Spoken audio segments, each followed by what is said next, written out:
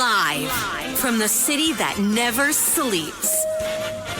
17 miles from Madison Square Garden, New York City. It's America at Night with Rich Valdez, America's favorite late-night talk program, featuring interesting guests from around the world and calls from across America.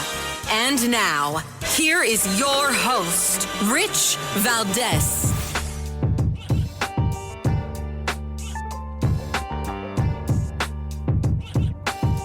Hi there, good evening, and what's up, America? I am Rich Valdez, Valdez with an S, at Rich Valdez on all of the social media. Welcome to the Monday night edition of our program. We're live, we're national, it's 7 minutes after the hour, and I'm looking forward to taking your calls in a little bit. Open phones across America, 833-4825-337, 833-4-Valdez.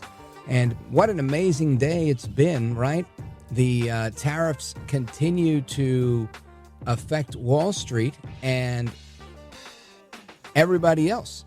And I don't mean that in a negative way, as many might think.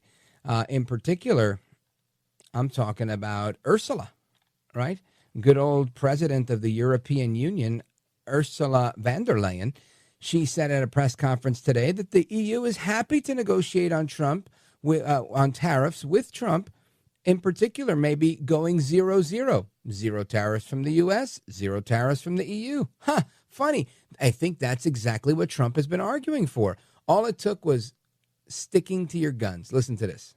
These tariffs come first and foremost at immense costs for U.S. consumers and businesses. But at the same time, they have a massive impact on the global economy. Especially hard hit are the developing countries. And this is a major turning point for the United States. Nonetheless, we stand ready to negotiate with the United States. Indeed, we have offered 0 tariffs for industrial goods, as we have successfully done with many other trading partners, because Europe is always ready for a good deal, so we keep it on the table. Look at that. She's looking for a good deal. She's looking forward to keeping it on the table. All I can tell you is, look, the United States figured out a lot of things, right? Back when it was the 13 colonies and henceforth. Lots of things have been figured out in this country. And the motivation for those, I'll leave to you all to fight about. But I'll tell you this. Back in 1849, there was a gold rush.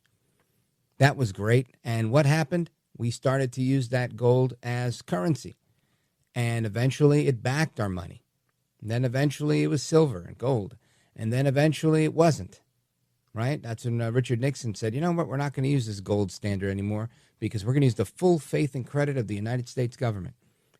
And there's arguments, very talented, very educated people have made the argument to me time and again that there's not enough gold in the world to support the amount of money that we have. So therefore, we can never have a gold-backed currency again. I'm not saying I agree with them. I don't know. I honestly don't know. I don't know if that's some cuento chino, as my Cuban friends would say. That they're giving me some invented story here to say, no, we have to have this fiat currency because we need currency that's tied to nothing so that we could print more of it and expand the size of what we do, which is, in particular, what we do is their sphere of influence. Now, this opens up the door to so many different debates, like, why do we even have a Federal Reserve? Why do we have a central bank to begin with? Should we get rid of the Fed and end the Fed, get rid of a central bank? Yeah, I think that's a good idea. Do I think that we can operate without the Fed? Yes. Do I think we can operate without a central bank? I guess in theory, but it's going to be a little tough because that's kind of how everybody else is doing business. And we don't have to follow anybody else's lead. But I understand the arguments pro and con there. And I think if the Treasury were to handle that, we'd be in good shape. And I think Trump is laying the groundwork to go in that direction one day. I don't know if it's in his administration or in the future. I would hope it is. I hope it's sooner rather than later. Because you've heard me 1.5 million times say that things can't continue the way they are. Now, I'm not calling for the crash of any economy. I'm not calling for the crashing of the stock market. We've had this conversation here before where we need to get rid of some of the artificially inflated numbers that we have on our balance sheet. things where the government injected money into the stock market, into treasury bonds, into making it look like things were better than they were. And we're seeing that start to normalize, that correction, quote unquote. And as that's happening, voila, they're freaking out on Wall Street. But this is because we're losing. This is going to be like everybody freaking out when they find out their North Jersey home isn't worth $1 million. And the reality is, maybe it is today. And if you're selling it today, good for you. But I don't believe that's going to be the case forever. Maybe I'm wrong. And I'm sure all those people that have a house that, was worth $485,000 3 or 4 years ago and think it's worth $985,000 today, I hope they get a buyer today. And they might in this market. But I don't think that stays that way for a number of reasons. And I know this is the case in a lot of other big metropolitan areas. But I think it doesn't stay that way because it's unrealistic. 4 or 5 years ago, people weren't making whatever that percentage of increase was that much less, right? The way housing shot up. Now, but people are going to say, but Rich, you can't make that comparison. That's unfair. This goes by supply and demand. There's very little housing out there. So, of course, that's going to shoot the price up. Yes, this is true. And when you have less money out there, less housing out there, it's going to make it more expensive. When you have less money out there, less available credit out there, same thing. But all that being said, so much of living in this northeast area of northern New Jersey is because we're several miles, less than 10, away from New York City. New York City becomes a bigger and bigger hellhole every day. I was born in New York City. I don't know anybody, any big company who's still running the same operation they were 5 years ago. Maybe 6 years ago, you would have seen a difference. But 5 years ago, in April of 2020, Manhattan was empty. Today, it's a little bit more full than it was. So you tell me, what is going to continue to fuel that the gold rush in housing in northern New Jersey? The only reason it's moving is because people from New York who are paying $700,000, $800,000 for a hellhole, they're like, you know what? Let me go to North Jersey. It's beautiful. They have great police, better school systems. Let me go there. Pay the same thing. Maybe pay $100,000 more, whatever. I'll pay $985 for something that beats New York. I'll pay more in taxes, but I'll pay less for the house, and I get so much more. And it makes sense to the transplant from New York. But what happens to everybody else once you run out of those people? And eventually I think you do. If we don't, then I'm wrong. But I think you're going to see some drops, just like we're seeing some of those drops in Miami. And maybe not a lot of drop, because a lot of it's artificial. Some of it is real supply and demand, but a lot of it is artificial. Anyway, that's the one example I'm picking to show you overall, market's correct. And when market's correct, people get upset. Now, that's my theory. We're going to test that in a little bit with one of our economist friends to see what they think. But something else I wanted to bring you, and I shouldn't have waited so long to bring it. El Trompito wins again today in the Supreme Court. Now, so you got the Supreme Court, Chief Justice John Roberts putting an administrative stay on the president's use of the Alien and Enemies Act, saying, look, local courts need to stay out of this. Let the executive branch do what they do. I think we have a report on that. Listen to this. The Supreme Court has lifted a court order blocking President Trump from deporting Venezuelans under a rarely used 1798 wartime law. Now, that decision came down 5-4, with the court saying that the migrants still must get a chance to challenge their deportation before they are taken out of the country, and said the Trump administration must give them, quote, reasonable time to go to court. Well, good. Good for them. I'm glad they got this right. But what I want to just make quick mention to before we continue, what's with this rarely used? If you use a law every day, do we ever say in the often used? Do we? Have you ever heard a reporter say that? What's the significance of rarely used versus often used? How does that affect you or the facts of this story? It doesn't at all. If you keep a gun in your house because you're allowed to by law, and you rarely use it, and one day, God forbid, you have to use it for home protection, self-protection, protection from your own government, whatever it is, whatever the Second Amendment allows,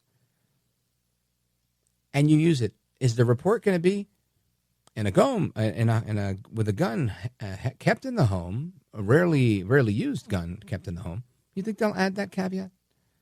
They do this to taint the story. They do this to try and add some context to the story so that you think, nobody's using it. This is Trump being extreme. This is from the 1700s. This is draconian. The law is on the books to be used when it needs to be used. Punto y final. Period. The end. And I'm so tired of people in the media just trying to add conjecture. You know, if you want to be a talk show host like me, go right ahead. But don't pretend to be a journalist trying to shoot the straight and narrow while adding your spin. It's getting old. Don't go anywhere. This is America at Night with Rich Valdez.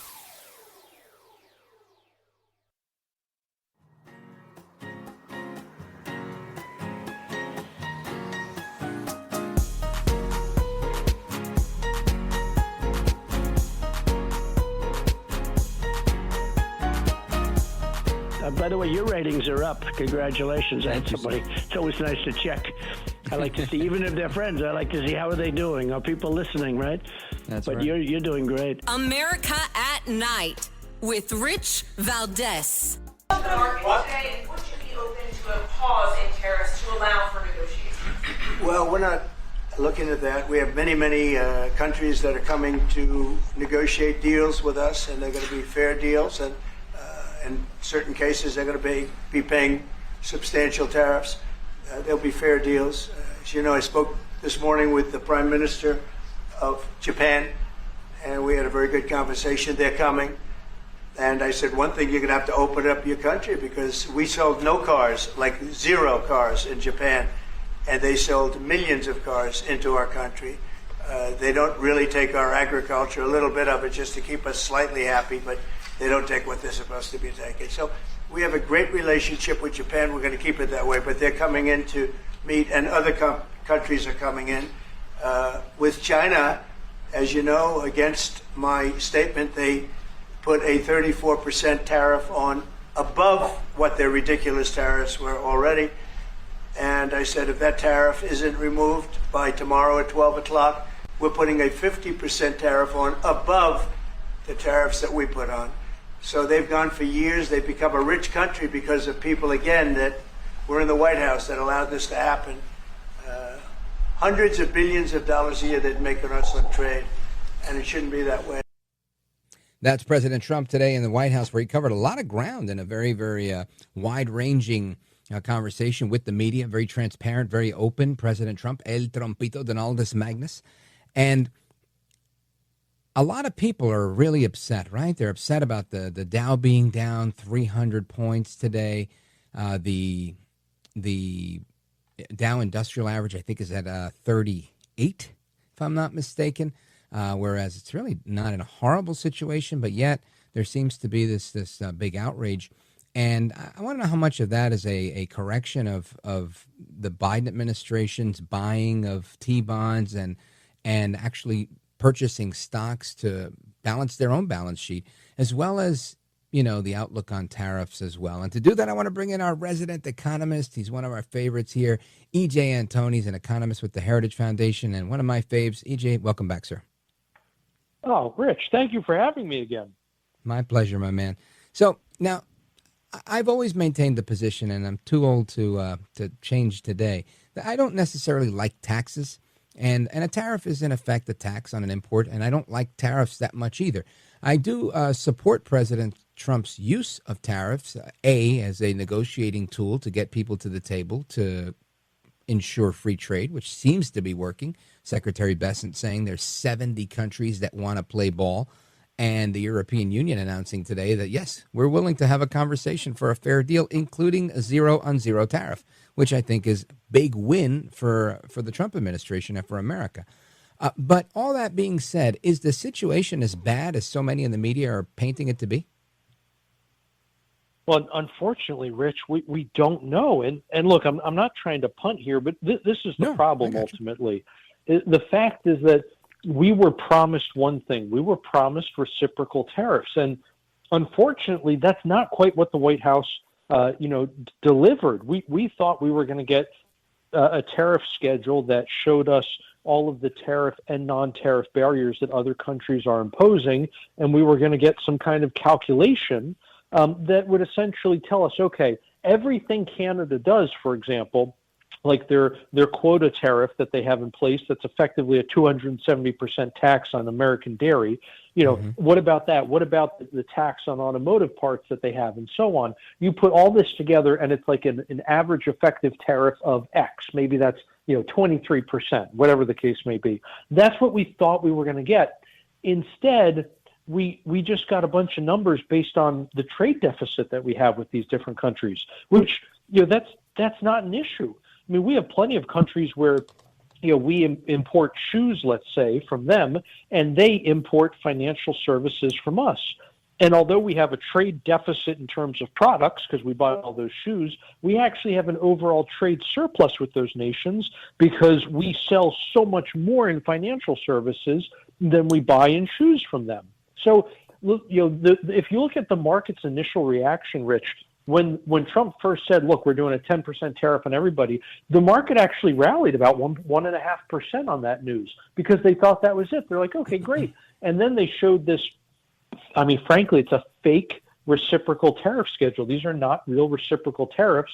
And that's when people started to panic because now everyone is wondering, if you're one of the nations that got slapped with some of these tariffs, you're not quite sure how to negotiate and how to get these rates down. You mentioned there are a lot of countries that have gone to the Treasury Secretary and said, look, we're willing, as you said, Rich, to play ball here. But there are a lot of other countries that don't know what they're supposed to do. We have countries on this list who don't really have any trade barriers that they impose on us, except they still got hit with a punitively high tariff. So there's just a ton of questions. There's a ton of uncertainty. And that's why we're not sure how this all plays out, because this is not the game of reciprocal trade that we were anticipating was going to happen. Do you think this is erroneous? Do you think this is strategic? Do you think that there's something else going on that maybe we're not seeing? There could be. Unfortunately, it looks like there are a lot of people around the president who have bought into this idea that if you have a trade deficit with a particular country, that's a bad thing. I'm sorry, but it's not a bad thing. Now, is it a bad thing to perpetually run trade deficits where you're constantly having to sell off financial assets or even physical assets, maybe it's farmland, whatever the case may be, because you have a perpetual deficit with the rest of the world all the time? Yeah, that's bad. It's not necessarily bad to have a trade deficit because you're the world's reserve currency, though.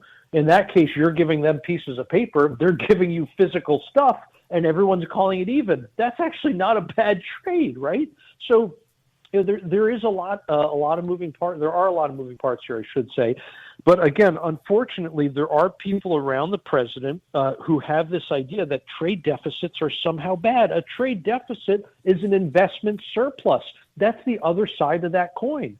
And so the question now becomes, all right, is President Trump really listening to these folks, and does he believe their fallacious economic ideas, or is he just using this talking point, like you said, because it's a point of strategic interest? In other words, he's going to use this as a cudgel to beat these nations into giving him what he really wants, which is something totally different. And look, he's already done that very, very successfully, as you pointed out, Rich, in terms of things like securing the border and decreasing the amount of fentanyl coming into the country.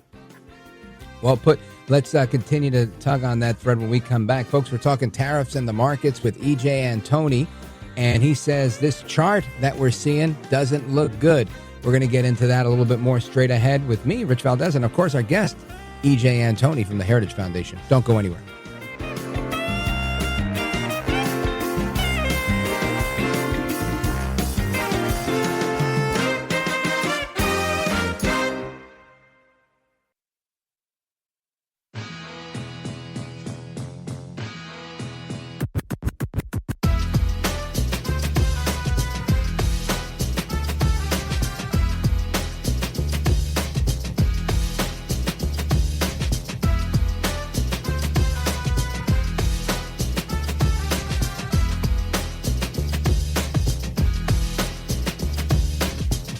The best guests, the best opinions. This is America at Night with Rich Valdez. Is there a Trump put, though? Is there pain in the market at some point you're unwilling to tolerate this idea of a Trump put? Is there a threshold? I think your question is so stupid. I mean, I think it's I don't want anything to go down. But sometimes you have to take medicine to fix something.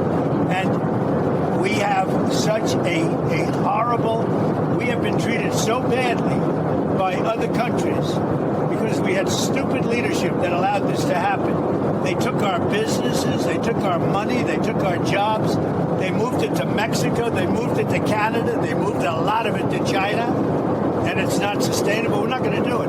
Now we have hundreds of billions of dollars that's pouring into our country. On a monthly basis, it's pouring, it's already started because they put tariffs on. And eventually it's going to straighten out and our country will be solid and strong again. That is President Trump aboard Air Force One and making it clear that he's staying the course here. There is no pain that he's not willing to endure because he's not doing this to endure pain. He's doing this to fix a problem. And I've heard similar arguments from Wall Street folks that say the same thing, that, you know, when we get down to a Dow Jones average of 33, that will be at the real place we should be. I don't know how much of that is true, but I want to talk about that, the economy, and everything else with E.J. Antoni from the Heritage Foundation. E.J. Antoni, what do you think of what the president had to say? Well, I appreciate that frankly sober voice of reason that he brings to the discussion there, where he says, look, I don't want anything to go down. You know, it is disturbing, Rich, quite frankly, how many people on our side, allegedly on our side, are talking about how they're enjoying seeing Wall Street take a toweling right now. That's not good. I mean, I personally know someone who was planning on retiring in July and now can't because his retirement account has taken such a beating. Now, I understand you can debate the wisdom of having so much of your retirement account still in equities when you're so close to retirement. But the fact of the matter is this was the worst bond market ever, at least in 100 years, that we just had under Biden. So a lot of people stayed in fixed income or went back into fixed income. Or they left fixed income and went back into equities. My point is just that this has serious consequences. And I appreciate the fact that the president is pointing out, look, this isn't our goal here. This is a painful side effect of a process that we're trying to work through that will hopefully get us to a better place on the other side. So, look, we can debate the merits of it, of whether or not it's a good strategy. I totally get that. But I will say I do appreciate the fact that the president is not cheering on these big drops in prices, because this does affect real people in a very real way. People who have already been deeply and negatively affected by failed public policies for the last 4 years. E.J. Antoni, the president, I've never heard him say that the economy needs to be destroyed so that it can be reinvented. Never heard him say that. But I've heard many zealots decry this online, and I've always thought it's kind of crazy. You know, our economy is a robust one, even when it's not doing great. It's top tier when you look at us globally.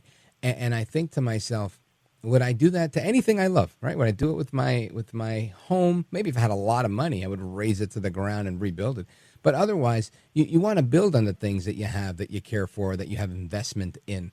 And I've never heard Trump say anything the contrary, in agreement with you. I've never heard him say we need to destroy the dollar, to rebuild the dollar. I have heard him say that we ought to move towards a gold-backed currency. I have heard him say we need to strengthen the dollar and destroy BRICS, or at least give them a run for their money.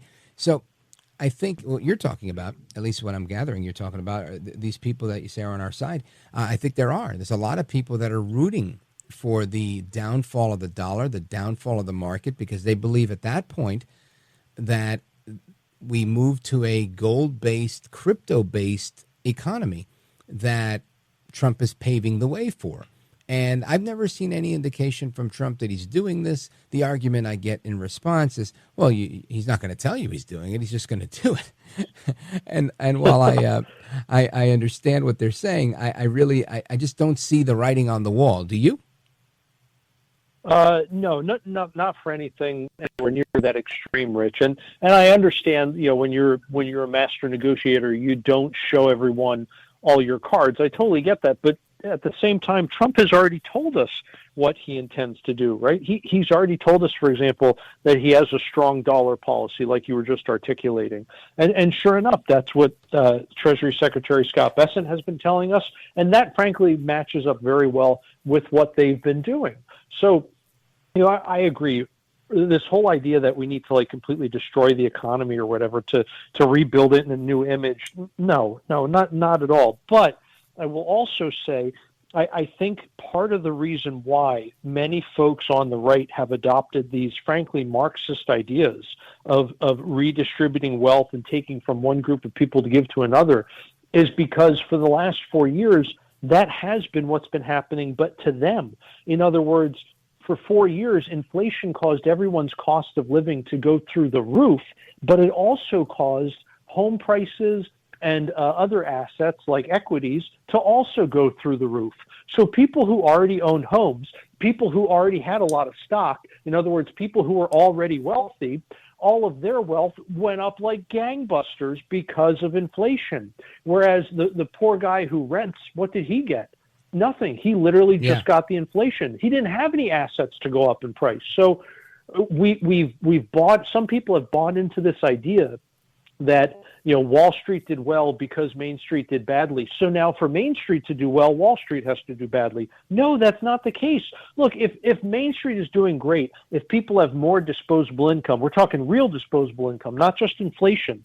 But if your paycheck can buy you more and you're out buying more, corporations are going to do better because they're going to sell more and profits will be up. And that's what stock prices are based off of, is future earnings from corporations. So the whole idea here is let's make Main Street do better, and then everyone does better, including Wall Street. We don't want anyone to do poorly.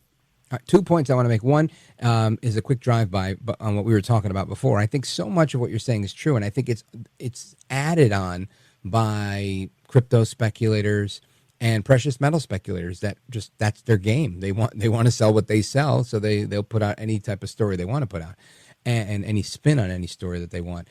Now, part B, I really want you to delve in on this because I think you hit the nail on the head when you said Main Street did bad and Wall Street did good, and that those people that had assets also appreciate the growth of those assets. So, for example, I was using my neighborhood, for example, northern New Jersey, 4 miles away from the Empire State Building. Guess what? Everybody's house here is shot up, right? Everybody's made a fortune. Whether you could sell it or not is a different story, and you probably could. The question everybody has is, where do we go from here with our $1 million bucks? Right.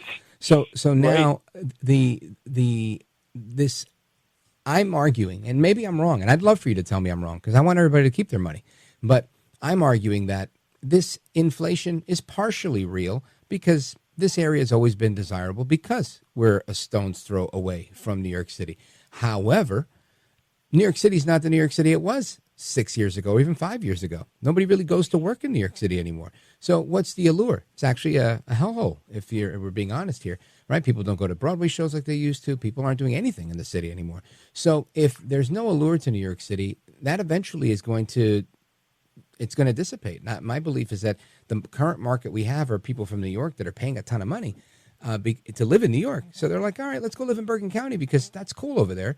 But ultimately, this inflated bubble of $1 million homes, $885, $985 for houses that are probably really worth around $650, $685 at best, and I think even that's a stretch in some cases because these are really old properties, doesn't last. Your thoughts? Well, part of the problem, Rich, is the fact that in order to cause all of this inflation, a byproduct of that was the incredible manipulation of interest rates, which the Federal Reserve had to undertake for several years. Mm-hmm. And so once you do that, you cause these gross distortions in different markets, and not everything gets distorted to the same extent. The price of consumer goods versus the price of capital goods will be affected in very different ways. Now, in the long run, is everything going to go up and down by the same amount? Yeah, but, Rich, that might take a decade or longer sometimes. If you look at the 1930s, for example, and all of the monetary fluctuations that we had then during the Great Depression, it took over a decade for all those different asset classes to catch up to each other. So, again, because of the gross distortions that we've seen, that was done by the Federal Reserve, basically at the request of the Treasury Department under Biden, that has caused certain assets to go up way more than others. And on top of that, you have the additional problem of a lot of people just can't sell their homes today. So many of the people that you're talking about who have these giant mortgages on these incredibly expensive homes, whether those should be the prices or not, the fact is they can't sell their home today, because if they do, they're going to lose their 2 or 3% interest rate on their mortgage, right. and they're going to have to get a new one for 7 or 8%. So they can afford half as much house. Right, yeah. Exactly, Rich. That's it. So that's created it's exacerbated the shortage of homes, because now nobody is willing to sell their home. And so it's going to take years for people to build up equity and for interest rates to normalize before we're going to get back to, I think, a well-functioning housing market. If frankly, it'd take a miracle to make it happen faster than that. Yeah, that's understandable. So I guess it really comes down to the situation of who's liquid or who has more equity than not, where if the majority of that growth is in your, you pay off your note and you're left with what? And then that depends on how much you can buy. Can you buy cash or not buy cash? Because otherwise you're stuck with a 6, 7, 8% loan, and that's going to screw you over. Exactly, Rich. And so you're seeing this tremendous squeeze on existing homes. And the unfortunate thing is that while that's happening on the existing home market side, usually that encourages home builders to build more homes. And so you end up making up for that slack, if you will, by a surge in home builders, in home building, I should say. So why aren't home builders doing that today? Well, the same inflation comes into play. The cost to build a home right now is at a record high. And so these home builders can't lower their prices in order to sell more homes, because they'll start losing money.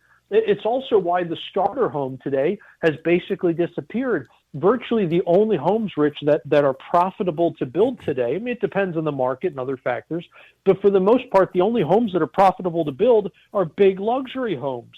And so ironically, the supply of those has gone up, which is artificially reducing those prices, maybe from an average of, 5 million to 4.5, whatever the case may be. But that's not doing anything good for the average Joe. That's not helping the common man. Outstanding. Folks, we're on with Dr. E.J. Antoni from the Heritage Foundation. He's our resident economist here on the program, and I always appreciate a good conversation with him. Let everybody know how they can follow you and keep up to speed with a lot of your hot takes and the great work you're doing. Oh, best place to find me is on X, and the handle there is @RealEJAntoni. Just look for the blue check mark, because believe it or not, there's a ton of crypto scammers out there who will try to sell you all kinds of meme coins and things. All right, sounds good. Check out @RealEJAntoni on Twitter, also known as X. And brother, I appreciate you being here. Thanks for giving us your look on everything, and we'll do it again soon. My pleasure, Rich. Thanks for having me. You bet. Thank you. And amigos, we come to your thoughts, calls, and reactions right now. Don't move a muscle. This is America at Night with Rich Valdez. Call now, 833-4-VALDEZ. That's 833-482-5337. 833-4-VALDEZ. That's Valdez with an S.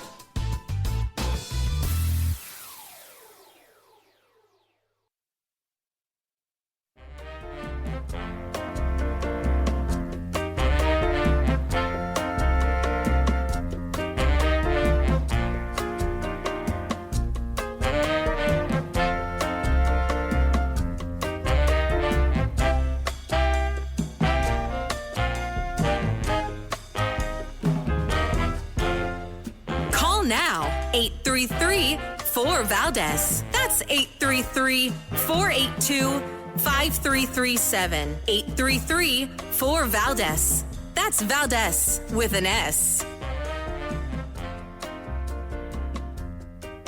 All right, amigos, welcome back. We're about to go to your calls, 833-482-5337, 833-4-VALDEZ.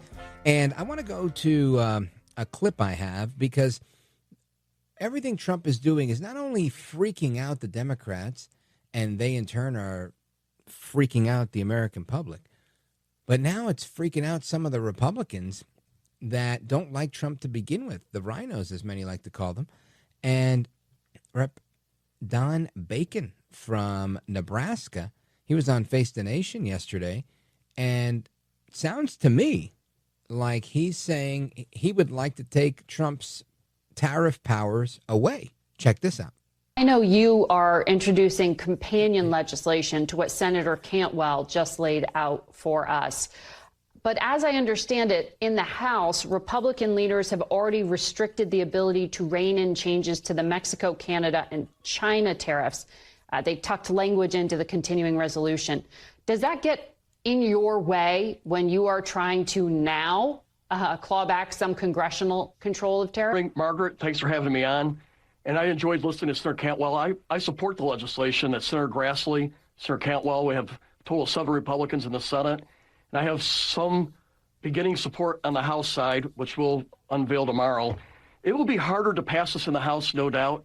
I think if we get 60 votes in the Senate, they'll put pressure on the House to look at this. And if we continue to see the stock market go a certain direction, or if we see inflation or unemployment shift in a bad way, I think then this bill becomes a very viable bill. So it will not pass tomorrow or maybe in the next couple of weeks. But this will be in the queue that we can use, and it's time that Congress restores its authorities here. In the Constitution, it's clear. The House and the Senate, Congress has the power of tariffs and taxes, and we gave some of that power to the executive branch, and I think, in hindsight, that was a mistake.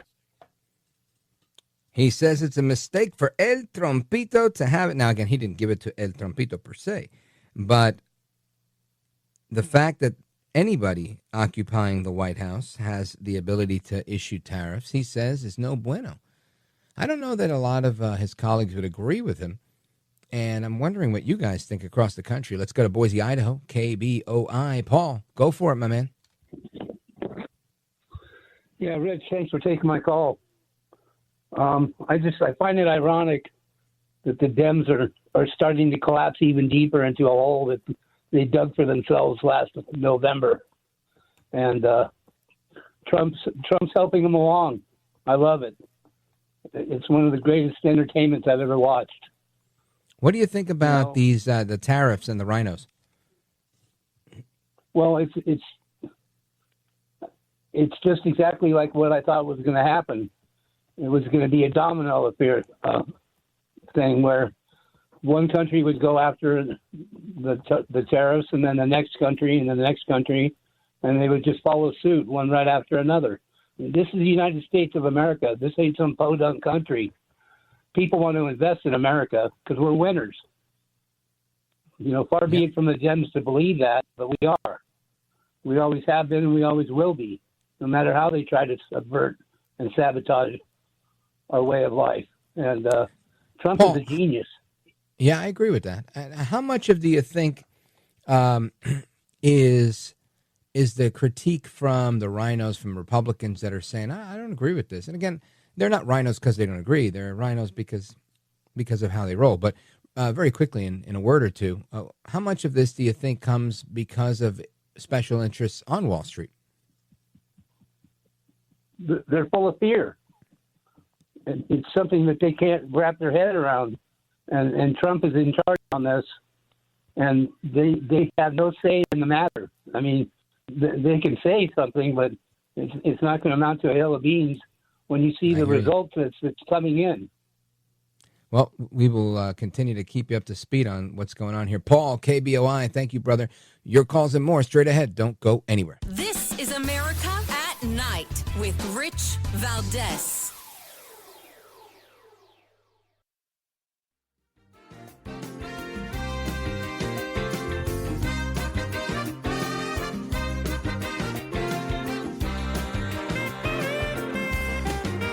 All right, amigos, welcome back.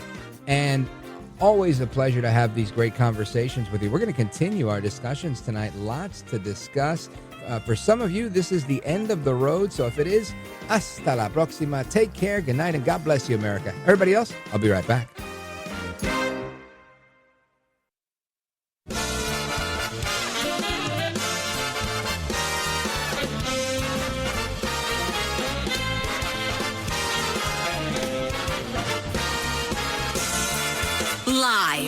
from the city that never sleeps.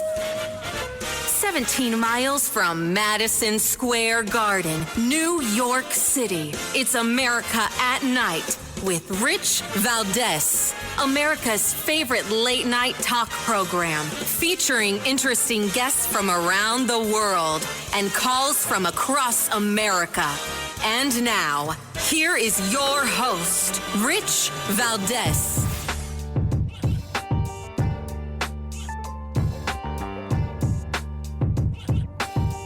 Hi there, good evening, and what's up, America? I am Rich Valdez, Valdez with an S, at Rich Valdez on all of the social media. Welcome, welcome, welcome. It's the Monday night edition of our program. We're live, we're national. Here's the phone number if you want to give us a call, 833-482-5337, 833-4Valdez. Give me a call for open phones across America. We'll get into that shortly. I want to talk about a number of things because there's a bunch of news out there today, and obviously, a lot of people focusing their energy on the economy. But I think the big story today is a 50% tariff on China. China retaliating with a 34% tariff. And internationally, here's what the response looks like. Check out this from BBC. Donald Trump, it's being reported, now threatening a further 50% tariff on China from April the 9th. So a couple of days' time, that's when the main tariffs are imposed around the world. Originally, of course, we had 34% imposed last Wednesday, the Chinese responding with a 34% tariff of their own, and now this further threat. And of course, that is what so many analysts had feared, that the tit-for-tat tariffs just keep escalating. The tariffs keep escalating. Well, I think that's the point, right? And again, just to give you my 2 cents on this, the tariffs are supposed to be punitive. I know the label that Steve Moore and E.J. Antoni and other economists are saying that they don't like the label reciprocal tariffs because they don't feel that they're reciprocal. And that's understood. But this is meant to be punitive. This is called, you've been taking advantage of me, so I'm retaliating, right? This is a retaliation.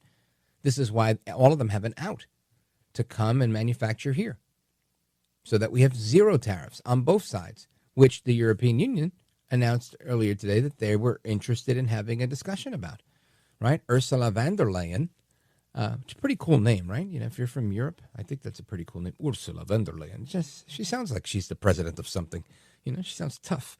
But she wasn't too tough when she was faced with all those tariffs, and she said, all right, look, I'm going to play ball with El Trompito Donaldus Magnus.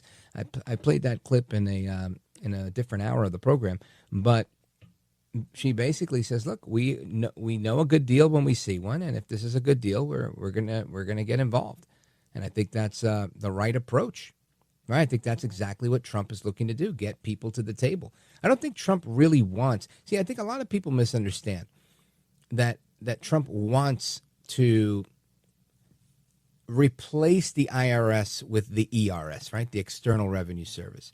I think he wants to do that, but I don't think he's trying to build it up a certain way. I believe that he's creating a framework for it. Should it need to be used, great. Otherwise, we're not going to use it.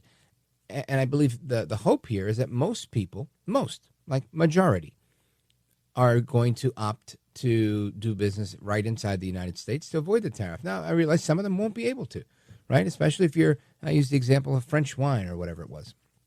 You know, if you're a French winemaker, let's say you make champagne from the Champagne area of France, can't get that anywhere else but Champagne, France. So if it's not from the Champagne region, it's not champagne, right? That's why they call it Prosecco in Italy and other places. They call it, what do they call it in Spain?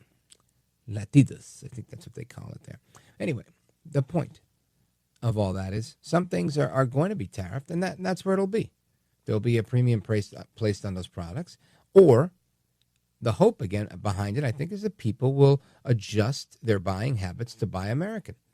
Now, I think I've shared with you before, I never cared about what kind of pots and pans I used until my brother, schooled me on this, and he was like, no, Richie, you listen to me. You got to use made in the USA cast iron skillets. And I thought he was nuts. But, after I used it for a while, I was like, you know what? I actually like this. I don't think it tasted any better, but definitely cooked. I feel like they cook better. And if you treat them the right way, I think you got to prime them with with some sort of oil, like olive oil or something. But once you do, and they call it seasoning, right? But once you've done all that, it really does cook well. And once you get used to knowing the handle's going to be hot, you're good.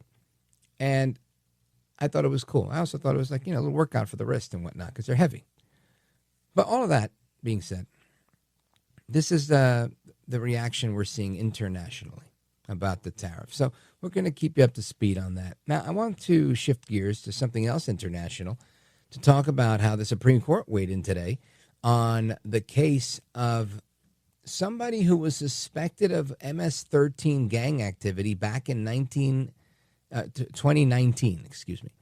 And in 2019, this person, to avoid being kicked out of the United States, filed a petition with a sympathetic ICE saying, hey, look, I want to, or I should say a sympathetic judge, that he would be killed if he were to be deported because in jail they would kill this guy.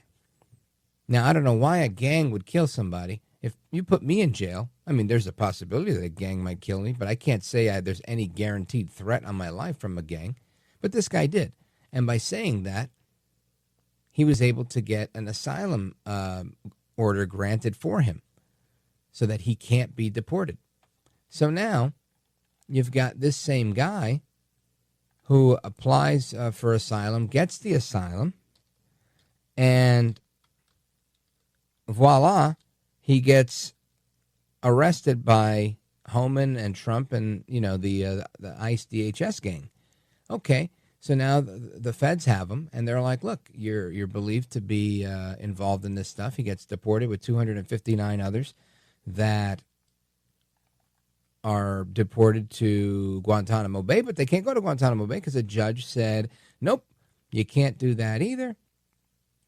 And guess what?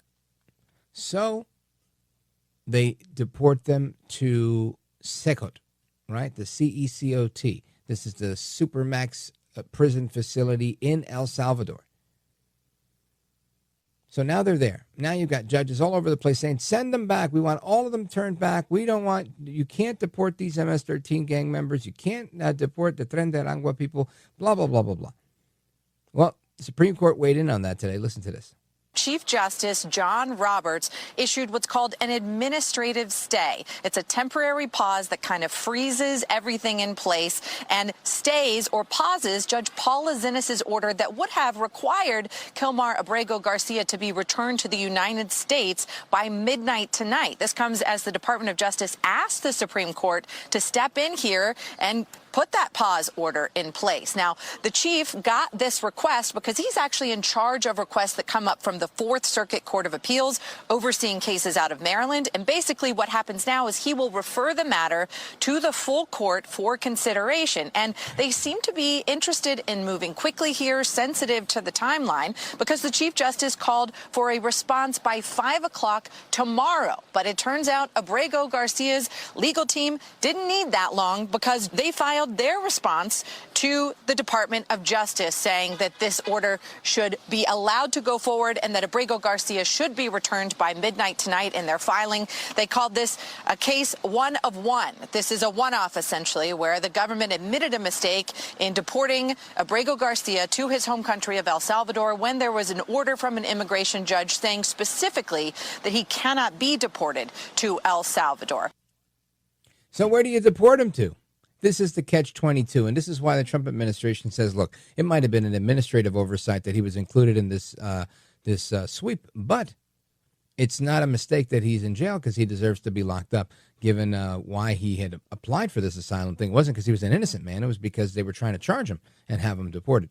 So this is an interesting story because the media will make it seem like they just grabbed this innocent guy whose wife and child became American citizens, and now you're out. And it's not that simple, right? There are alleged ties to MS-13 that are there, and the Supreme Court upheld Trump's ability, or any president's ability, to avoid a trial and have people arrested under the Alien and Enemy Act of 17 whatever, and blah, blah, blah. There you go. So, and forgive me for forgetting the year, but the point I'm making, 1789, I believe. Bottom line here, this is, you're only telling half the story when you tell it that way. You've got to tell the whole story.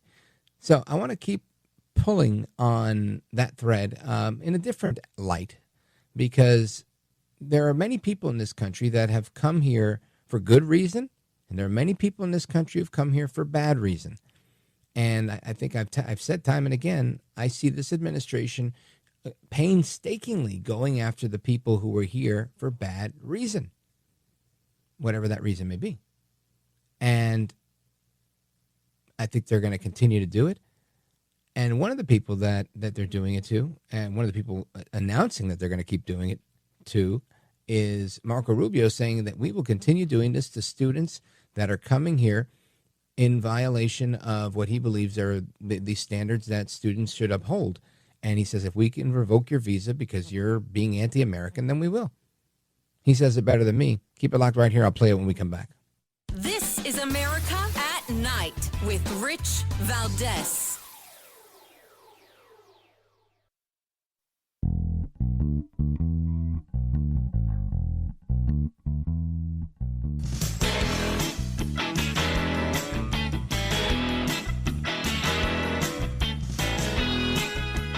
Mr. Call Screener, who is a budding radio star, by the way. Richie Valdez is terrific. This is America at Night with Rich Valdez. We gave you a visa to come and study and get a degree, not to become a social activist that tears up our university campuses. And if we've given you a visa and then you decide to do that, we're going to take it away. I encourage every country to do that, by the way, because I think it's crazy to invite students into your country that are coming onto your campus and destabilizing it. We're just not going to have it. So we'll revoke your visa, and once your visa is revoked, you're illegally in the country and you have to leave.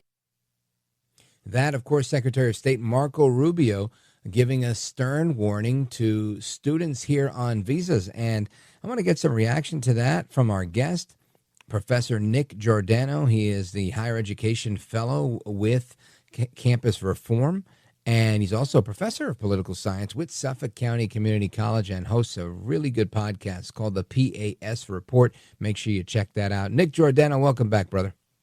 Always a pleasure to be with you, Rich. Thank you, sir. Thanks for making the time. And you hear Secretary Rubio. We saw this with Khalil. I forget his last name. Mahmoud Khalil, famously of Columbia University. That put Columbia in the crosshairs for a lot of people. I think their president even stepped down. What's going on here? Well, the second president did step down, so we're seeing a cycling through of these presidents at some of these colleges, and it's been the feckless response of the college administrators that have allowed this problem to metastasize. If they nipped the anti-Semitism in the bud when it first started, we wouldn't be here today. But unfortunately, that didn't happen. So Campus Reform has had to report on all the anti-Semitism that is flourishing on college campuses. And even our editor-in-chief, Zachary Marshall, issued a civil rights complaint against Princeton University that led to Princeton getting $210 million yanked from them, because it's unacceptable. And I think Secretary Rubio is right. Why would we import a bunch of people that want to cause disruption on our college campuses? There is the concept of the right to protest and free speech. However, when you are disrupting classrooms, when students are being assaulted, when people are being forced to leave their classes because of disruptions that continually happen, those are no longer protests. And that's what needs to be recognized. I think a lot of people are losing sight at that. They think that it's just clear free speech issues. Free speech, when it's right. not. You could take hostages if you like, right? The Dominican janitor that was held hostage. That's okay, isn't it? Yeah, exactly. You commandeer buildings, and you think you can do whatever you want. And that's not the way it's supposed to work in the United States. And let's be honest here. There's not a single country that would tolerate an American student going to their country and pulling these stunts. Not a single one of them. Those Americans would be kicked out of those countries so fast if they weren't arrested and detained and thrown in prison first. I'd say they'd be jailed. So, we've seen them jailed absolutely. for less in Russia. Absolutely. And not just Russia. You go around the world. You go down to Mexico, and we've seen Americans get jailed for less than that. So we really need to take a close look at how we issue these visas and how reliant these colleges, these universities have become on foreign money coming into their coffers to fill the seats. because ultimately that's where a lot of this problem stems from. They look at these foreign students, they pay exorbitant tuition fees. A lot of it is paid for by foreign governments. You look at countries like China, Saudi Arabia, Qatar, the United Arab Emirates, and then some of these students want to cause these types of disruptions. It's unacceptable. I mean, you don't import people that promote hate against your own country. That doesn't make any sense to any logical person out there, and yet that's what some people are advocating for. Professor Nick Giordano, host of the P.A.S. report. Now, when we look at this, I think on its face, the way you explain it, it sounds so lovely. But when the radical left within the media explains it, this is us stifling free speech, us going after people because of ethnicities. I can tell you, look, I was the director of admissions for a very small college in New Jersey, and all of the admissions that I handled during my time there were from, transfer students and others, not international students. We had a separate department for that. And a good number of the international students were typically from China. And I always thought, are they the only ones that can afford? Because you have to be able to afford it, right? There's no financial aid for them. There's no scholarships, really. It's all kind of a cash pay system. And there was always a handful of students that were willing to come, but they were always from China.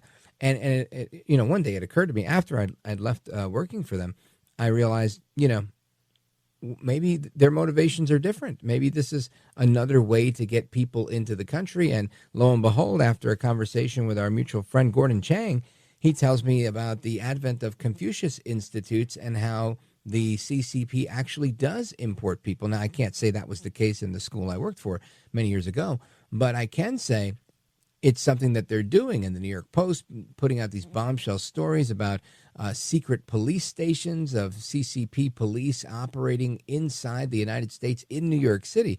All of that is crazy. So it doesn't become so far-fetched to me now if you say these students might come here with not the best of intentions, Professor.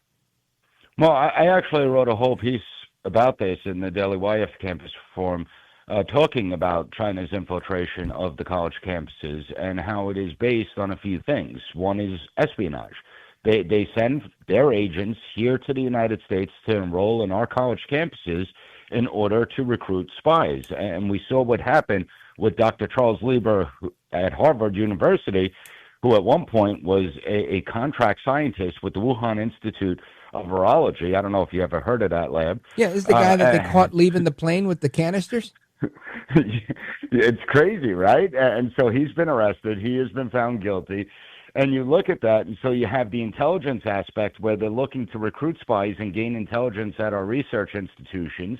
They're looking for other sympathetic Chinese patriots that are on these college campuses. But then there's the whole influence wing of this. If China or Qatar or Saudi Arabia is pumping millions of dollars in donations to a university and is sending all these foreign students to those colleges and universities, well, then they tell the administration, well, don't go to your professors being a little tough on China. They need to back off. They need to speak nicely about China. And these universities will comply. Unbelievable. Professor Nick Giordano, pause right there. We're going to come right back to you. I want to talk about that and the recent announcements from the Department of Ed about getting dismantled, and we'll continue on this topic as well. Plus your calls, 833-482, what's the rest? 5337? I forget it every now and again. 833-4-VALDEZ, you know the number. Keep it locked right here. It's Professor Nick Giordano and me, Rich Valdez.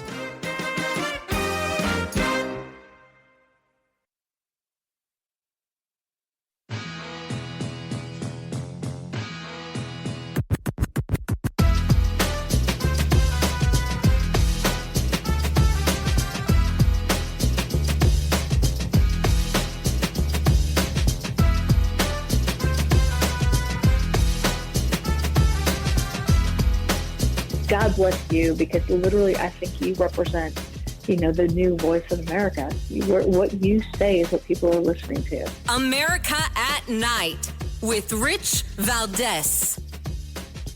So a couple of weeks ago, President Trump made a drastic announcement that sent people everywhere running scared. Oh my gosh, he's breaking this, he's breaking that. You know me, I guess I'm one of those few radical crazies that's out there that I can't wait for him to break just about everything.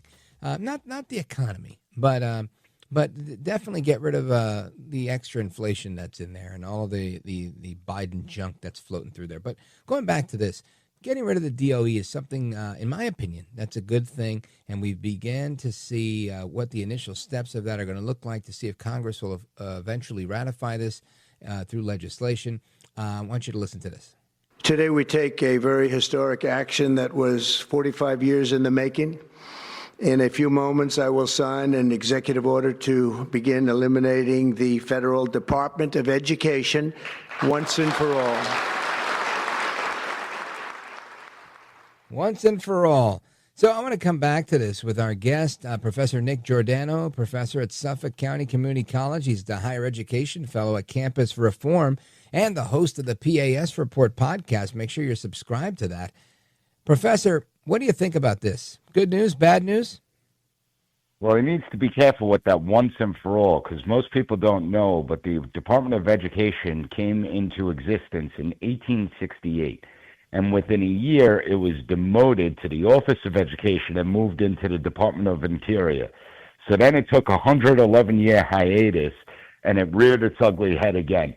The reason it was demoted in the first place was because Congress worried that it was going to get too involved in state and local curriculums, that it would get too involved in what state and local governments are teaching students, and it wasn't going to be about just ensuring that there were national standards and proficiency levels that were thriving.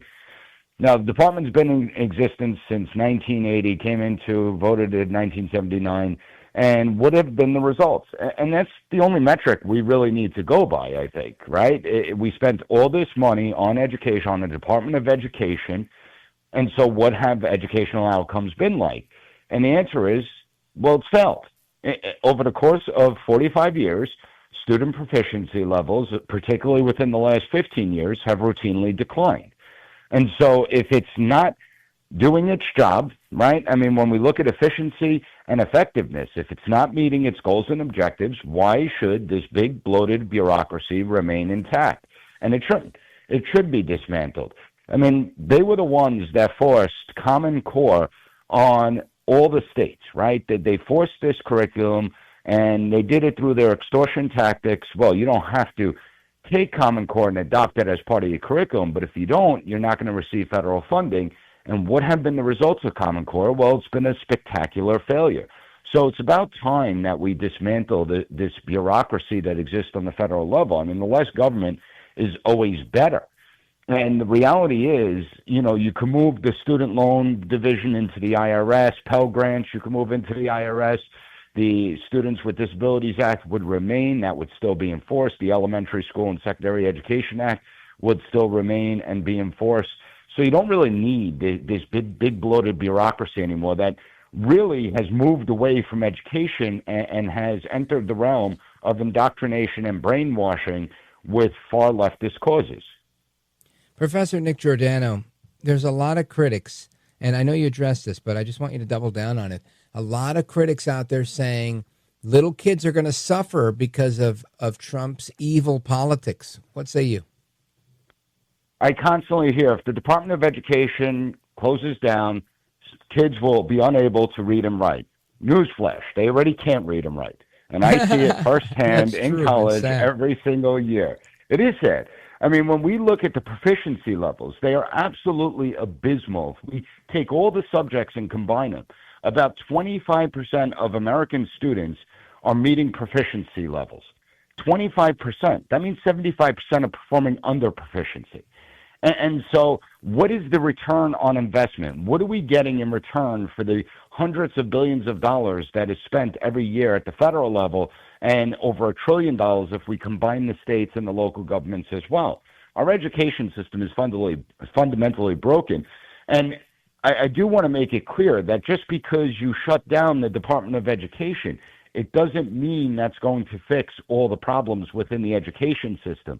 We have to figure out, we have to retool the curriculums in order to get students to learn again. And that should be the key focus going forward. And any block grants that are issued to the states on education should be based on two things.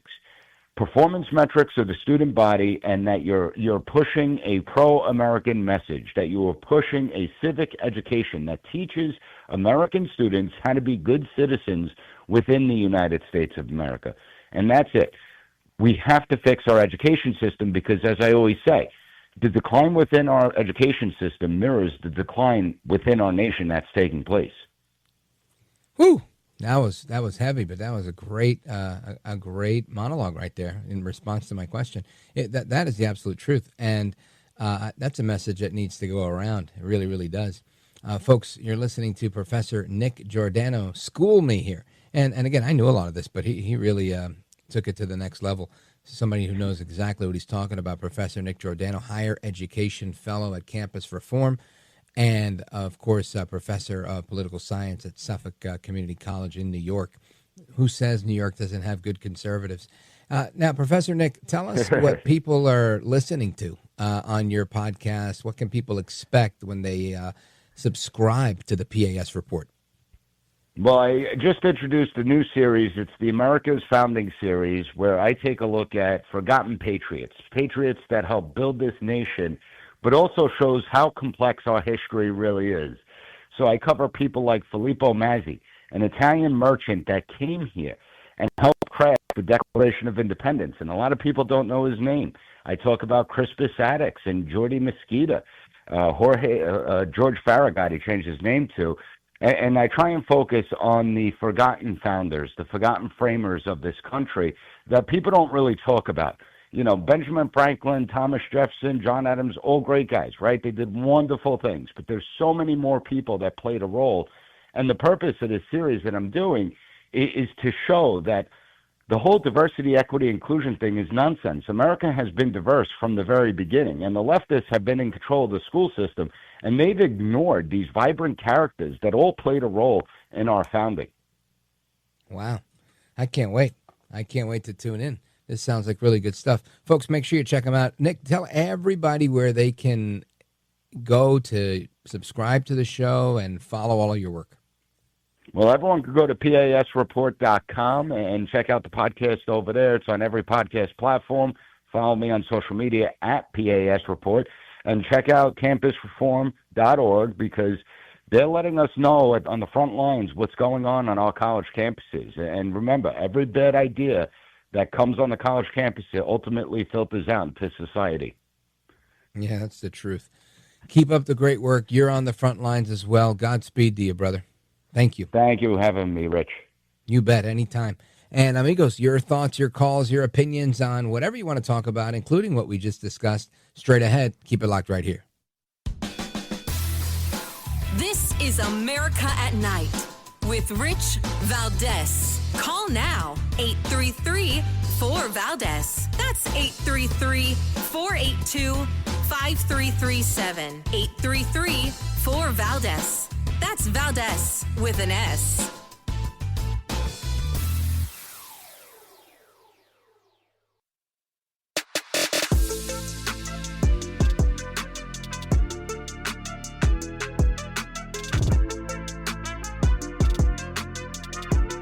Call now, 833-4VALDEZ. That's 833-482-5337. 833-4VALDEZ. That's Valdez with an S. You just do such a great job, and you make it sound so easy. America at Night with Rich Valdez. All right, amigos, welcome back. To the phones we go. Let's go to Clifton, Virginia, WMAL in the building. Doug, go right ahead. You're on with Rich Valdez. Welcome. Hey, Rich, you're doing a great job. Thank you for everything. Thank you. So when we're talking about the Trump tariffs, very often people talk about them as though they're in a vacuum and completely separate from everything else. But the reality is they're part of a larger Trump strategy. Now, when it comes to tariffs with our friends, it's really about an economic competition. But when it's talking about tariffs on countries like China or Russia or Iran, they're not our friends. We're actually at war with them. And so the question really becomes, do we want an economic war with them or do we want a shooting war with them? And personally, I would want an economic war. And the reality is the only countries that start shooting wars are countries that have money to do so. And we, in fact, saw that under the Biden administration, because the Biden administration destroyed our fossil fuel industry. That made the price of oil go up, which meant Russia had enough money to attack Ukraine. Iran had enough money to fund the Houthis, the Hezbollah, Hamas, and started the war over in Israel. In fact, there was a recent report that showed out how Hamas asked Iran for $500 million to attack Israel, and they said, fine, here it is. But the thing is, by having a strong economic sanctions and fighting them economically, we don't have to have a shooting war, as again came out with the Biden administration, but did not happen under Trump's first administration when we crushed their economies. So personally, these tariffs are economic warfare, and they're going to keep us out of a shooting war. Wow. Really well put. I have to agree with you on that front. I think that all makes a ton of sense. And it's, again, part of the overall strategy that I believe Trump is using here. The tariffs are a deterrent, not the de facto policy per se. I mean, it's the policy on the books, but they have the out. They have the option of building in the United States and hiring American workers. And that's fantastic. And for those that are not willing or not able, right, because you can't grow a foreign piece of fruit, for example, in the United States, then it's not foreign anymore. Well, those type of imports, they're going to suffer, and it's going to push Americans towards America first. And I understand there's criticism on that, and I might be one of those critics. Look, I like Argentinian red wine. It's really the only thing I drink. If I'm drinking anything, that's what I'm drinking. And I would hate to see that become a lot more expensive. And my hope is that Milei and Trump will work something out. But ultimately, I get it, and I think it's all for the greater good. And ultimately, I think we arrive in the place we need to be at. And I also think all the crazy with the markets works itself out pretty soon. Honestly, last week I said this week would probably be the end of all that crazy. I think we get to a Dow Jones Industrial Average of 35 to a little higher, perhaps. It was at 38 or 37 today. So we're very, very close to, I think, getting rid of a lot of the junk that was in the market. And it's starting to pan out. Secretary Bessent saying there's 70 countries that want to negotiate with Trump. So I think, from last week to this week, it's working, despite the fuzzy math that some are criticizing on the tariff chart. Doug in Clifton, Virginia, thank you, my brother, for the call, WMAL. And I guess I take a pause here. And we're going to come back to your calls and more. I wanted to take a moment because I oftentimes neglect to thank you. I owe the audience a huge gratitude. Always do. Obviously, I'm talking to myself, right? If you're not listening, I'm talking to myself. And thankfully, we have good ratings. And it's because you guys are listening. And believe it or not, at night, a lot of people listen to a lot more of the show. What's interesting for those who don't know how the radio world works, it's measured in quarter hours, so it means in 15-minute intervals. And what's interesting is a big factor of the radio ratings is what they call TSL, or time spent listening. And we do really well with that and late night, because I think people have a different perspective on the nighttime, right? If you're in your car driving home from a job, you want to get home, but you might have some time in the car. If you're in your car driving to the job, usually at this hour, it's not like the morning rat race where you're, running against the clock. You're not going to get stuck behind a garbage truck typically at this hour of the night, right? So people have a little bit more of a relaxed commute when they work at this hour, and they're able to listen to the heavier topics and the more intellectual stuff we get into sometimes, not always. And I say all of that to say that because of you, we do well. We do well with people listening to all 3 hours of the show. I even get notes from listeners that tell me, some markets only carry us for 1 or 2 hours, and they go online and they listen to us for a third hour. So I just want to thank the listeners for doing that. I want to thank you for subscribing to the podcast. So many of you even subscribe to my personal podcast, This is America with Rich Valdez, which has a new episode coming out very, very soon.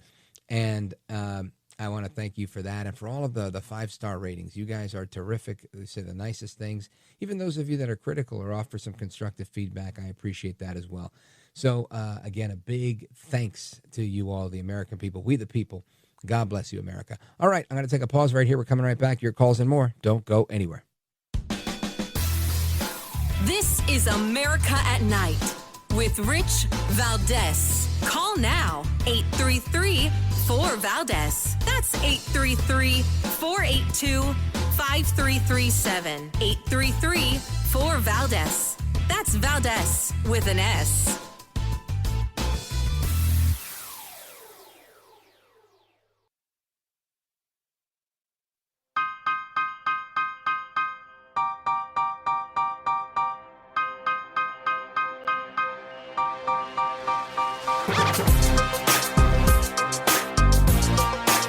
Rich Valdez, who again will do a fine job, and I know you'll enjoy listening to him. This is America at Night with Rich Valdez.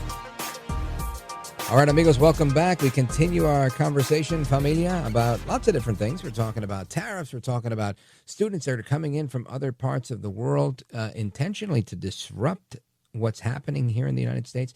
We also have lots of conversation about what happened in the White House today. And I want to add to that with this clip, and I'm going to get to your calls, by the way, 833-4825-337, 833-4-VALDEZ.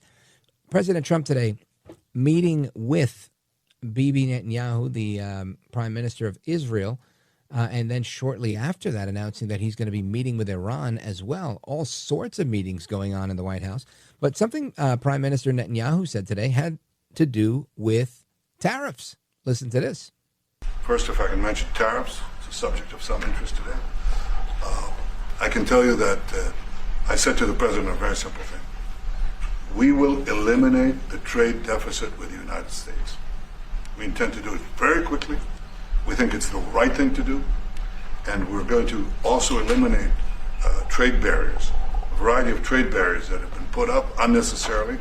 And I think Israel can serve as a model for many countries who ought to do the same. I recognize the position of the United States. It says, we're allowing other countries to put tariffs on us, but we don't put tariffs on them. And, I'm a free trade champion, and free trade has to be fair trade.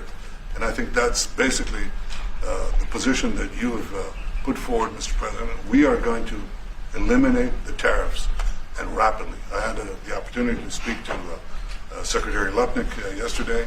We talked about how we could effect this quickly, and I hope to bring a solution very quickly. We're not talking about intentions.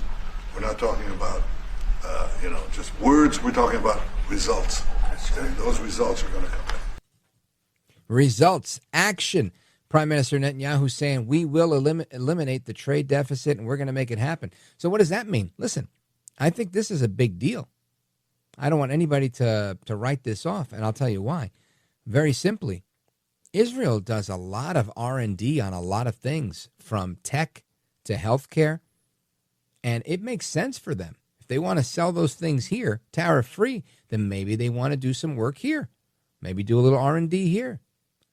Just imagine that. Again, Israel is not physically it's a little country, but has a pretty robust economy for a country its size in that region. So I think this is great, and I agree with Prime Minister Netanyahu here. This will serve as a model for other countries. And guess what? When you're an ally of this country, and I think America, the United States, has been a very good ally most of the time to Israel. Well, guess what? This is what friends are for, right? And I can't think of a better way to have. Well, we have their back militarily, which vis-a-vis means financially in many ways, for them to do the same. So I think that's outstanding. Kudos to them on that, and hopefully others, other allies especially, fall suit. All right, amigos, more to come. More on the discussion between Netanyahu and Trump and what's going on with the Houthis in Iran. Don't go anywhere. I'm Rich Valdez.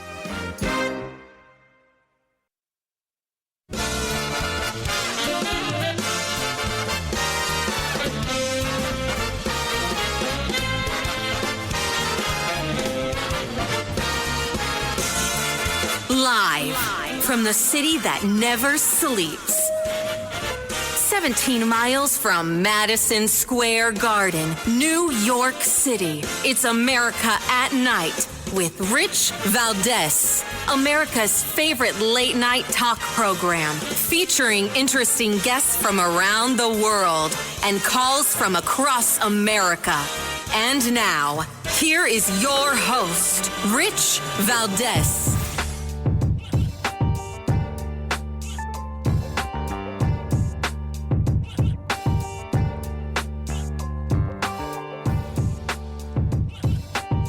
Hi there, good evening, and what's up, America? I am Rich Valdez, Valdez with an S, at Rich Valdez on all of the social media. Welcome to the Monday night edition of the program. We're live, we're national. It's about 7 minutes past the hour, and I'm happy to be with you guys. Give me a call if you want to join us on open phones across America. Feel free, 833-4825-337, 833-4-VALDEZ. And so much going on today. President Trump announcing, at least via Truth Social, that he's very interested in pursuing the negotiations that were agreed to by the president of the European Union, her name Ursula von der Leyen. And I played this in a different hour, but I want to play it again just so that you can hear it. Listen to this. These tariffs come first and foremost at immense costs for U.S. consumers and businesses. But at the same time, they have a massive impact on the global economy. Especially hard hit are the developing countries. And this is a major turning point for the United States. Nonetheless, we stand ready to negotiate with the United States. Indeed, we have offered 0 for 0 tariffs for industrial goods, as we have successfully done with many other trading partners, because Europe is always ready for a good deal, so we keep it on the table. So they keep it on the table. They know a good deal when they see one, and they want a deal. And that's exactly what this was designed to do. And in the event that you can't reach a deal, well, then we got to pay. And I get that. I understand that. And the goal here is that we will, transfer to American designers that are making stuff in America. Look, I like Gucci like the next guy does. I really do. And that stuff's expensive, and it comes from Italy. But you know what else is expensive and doesn't come from Italy? Michael Amiri. Right? It's a more up-and-coming American designer. Just making an example. And I know that there's stuff that he's making that's made right here in the United States. There's a lot of fashion designers that make stuff in the United States when it comes to luxury goods. And I think those are the ones that are more difficult to replace, right? I don't know that you're going to say, you know what, I want to buy a new Lamborghini. Well, I'm going to buy it. I want the American-made one. Now, maybe you can, right? Ferrari has a California, right? Imagine if Ferrari says, you know what, we're going to make the Californias in California. And maybe they've done that. I don't know. But imagine if they did that exclusively and added a new line to it. That might work out well. Whatever the case is, you figure it out. And I'm with it. I was with it from day one. Not tariffs per se, but with making America great again and keeping America first. And there's concessions that have to be made all around, right? That's just how it is. Nothing is perfect. There is no silver bullet. Just like the Supreme Court today coming in with an emergency stay saying, okay, no. Trump is allowed to use the Alien and Enemy Act of 1789. You can do that. They also weighed in on saying, no, we're not going to impose this deadline of 11:59 Eastern time today to have the prisoner that his lawyers are claiming was allegedly removed erroneously from the United States and sent to El Salvador. It's not like they took an innocent man, right? At least from what I understand, from what the Department of Justice and DHS is saying. This man's been under investigation since 2019 with ties to MS-13. And they're saying that he was not a top-tier person in this operation. He was a second-tier person, and he was moved up to a top-tier person. And they admit that he wasn't a top-tier person, but what they do say is he deserves to be locked up, and he doesn't deserve to be in the United States. Now, his lawyers contend that he has an American wife and an American child. And I think that's something you want to look at, right? What is the severity of this guy's crime? What's going on here? But I think we also have to realize that there's an administration that says, hey, look, we're taking a no-holds-barred approach to what's going on, and you've got support from the Supreme Court saying they're within their right to do it. So this is one the courts have to decide, but even if the courts decide this guy's not in the United States and the courts don't have jurisdiction over what happens in El Salvador. So ultimately, that's one that's a non-starter. Now, you also have President Trump. President Trump today making remarks about Iran, about the Houthis, having conversation with the Prime Minister of Israel, who visited the White House today. And I have a clip of that, number 24. Listen to this. Is the United States, under your leadership, ready to take military action to destroy the Iranian nuclear program and remove this threat? I think if the talks aren't successful with Iran, I think Iran is going to be in great danger. And I hate to say it, great danger, because they can't have a nuclear weapon. So is that a yes? You know, it's not a complicated formula. Iran cannot have a nuclear weapon. That's all there is. So Can't have it. Ready? Right now we have countries that have nuclear power that shouldn't have it. But I'm sure we'll be able to negotiate out of that, too, as part of this later on down the line. But Iran cannot have a nuclear weapon. And if the talks aren't successful, I actually think it'll be a very bad day for Iran if that's the case. Tough talk from President Trump, who backs it up every single time. So my hope is that we will get some headway on this. That's what's going on there. And I want to get into that. I want to get to all of it. There's a lot of discussion on what is going on with President Trump, what is going on with Iran, what is going on with Israel, all of those goings on in that part of the world. And we're going to have some discussion on that. My expectation is to have a discussion with Alex Traiman. He's the CEO and Jerusalem Bureau Chief of Jewish News Service, JNS. You could check them out at jns.org. And we're going to talk about Prime Minister Netanyahu's visit to the White House, what's going on in Israel, what the situation is in that part of the world, and what we can expect to come as a result of these meetings and as a result of really what's just going on in that part of the world. And we're going to do that straight ahead, plus your calls, 833-482-5337, 833-4-VALDEZ. This is America at Night with Rich Valdez.